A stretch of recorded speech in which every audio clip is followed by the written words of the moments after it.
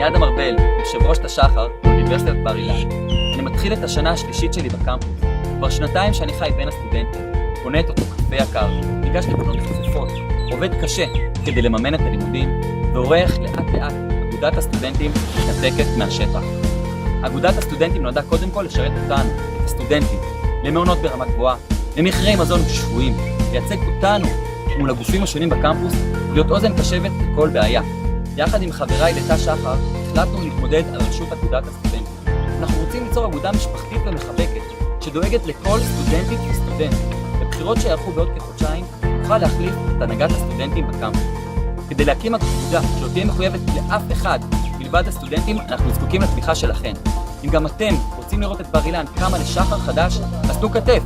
רק דרך העזרה וההשקעה שלכם נוכל לנצח ולהפוך את אגודת הסטודנטים לגוף שאכפת לו מהסטודנטים באמת.